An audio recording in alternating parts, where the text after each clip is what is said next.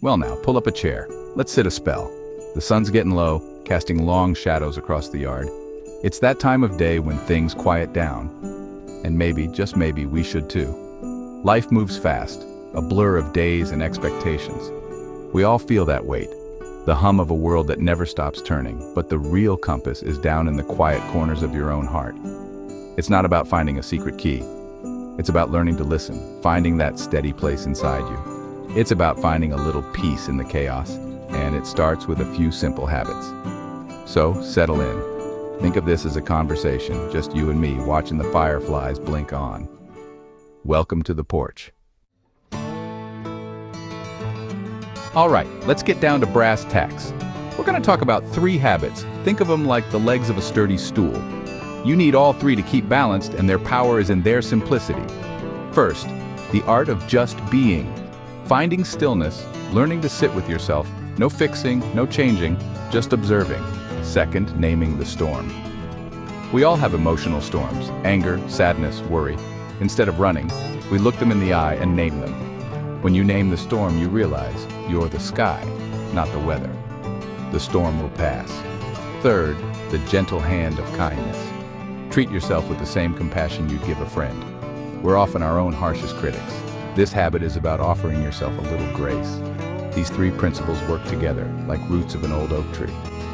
When you learn to just be, you create space to see the storm coming. When you can name the storm, you meet it without panic.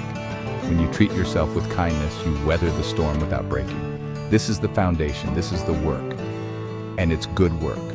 Work that builds you up from the inside out. A little guidance from Nutreylife, a little intention from you. That's all it takes. Simple, but powerful. Ready to dig in? Let's take a closer look at each one. You might be surprised how much these small shifts can change your life. Let's start with the art of just being. Let's dig into this first one, the art of just being. We're always on the move, doing, planning, worrying. Our minds are like a busy highway, no quiet, just a constant hum. We've been taught our value comes from what we accomplish, so we keep running. Just being is the radical act of stopping. It's about finding a moment, even just a few minutes, to do nothing at all. Not scrolling, not planning, not replaying old conversations, just letting yourself be a human being, not a human doing. Notice the world around you, the chair beneath you, the sound of a bird, the taste of your coffee. It's pure, simple observation. The moment you get quiet, your mind will start throwing thoughts at you. Worries, to-do lists, old regrets. That's normal. The trick is not to fight it, just notice the thoughts, like clouds passing in the sky. You don't have to grab onto them or follow them down the rabbit hole. The point isn't to empty your mind, it's to change your relationship with it. You are not your thoughts. You're the one who's aware of them. The silent watcher, the calm center. The more you practice, the more you can carry that stillness with you. You start to find little pockets of peace even when things are hectic. You create space between a trigger and your reaction. And in that space, there's freedom. That's the art of just being. It's simple, but it changes everything. Let's see how it looks in real life. I remember fishing on the bayou one humid morning. The water was like glass, but my mind was racing. Work, bills, old conversations. I was there, but not really there, just a bundle of nerves. Then an old heron landed nearby. He stood perfectly still, just being. Watching that bird, something in me shifted.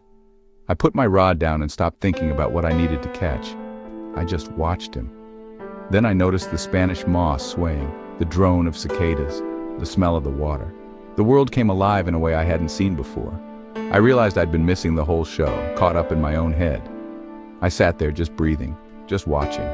Didn't catch a thing, but I found something better, a little piece of that heron's stillness. Sometimes the most productive thing you can do is nothing at all. Let the world be, and let yourself be in it. That's the art of it. Finding that quiet center, even when you feel you should be doing something else. Stillness isn't wasted time. It's where you find yourself. And sometimes, that's the best catch of all. So next time you're restless, remember the heron. Just be. The world will wait, and you might just find a little peace. That's the gift of stillness. So how do you bring this into your own life?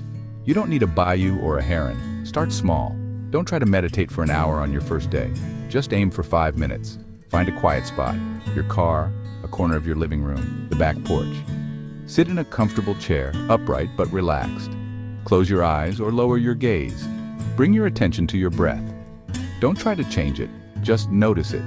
Feel the air coming in, your chest rising, the air going out. This is your anchor, always with you, always happening now. Your mind will wander. That's what minds do. When you notice you've drifted, gently guide your attention back to your breath. That's the whole practice, coming back over and over. Every time you do, you're training your mind to be where you want it to be. Try to do this every day, like brushing your teeth. Some days it'll feel easy, others it'll feel impossible. That's okay. The goal isn't to have a perfect session. The goal is to show up, sit for 5 minutes, practice coming back to the present. That's it. That's the work. Simple, not easy, but it will change the texture of your days. You'll find more calm, more clarity, and you'll start to notice the world in a whole new way. Give it a try. You might be surprised. The art of just being is always available. All you have to do is pause. Now for the second leg, naming the storm.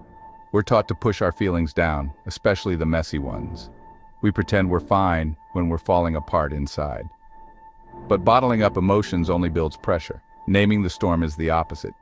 It's about being a meteorologist for your own inner world. Look at the clouds gathering and say, that's anxiety or that's frustration.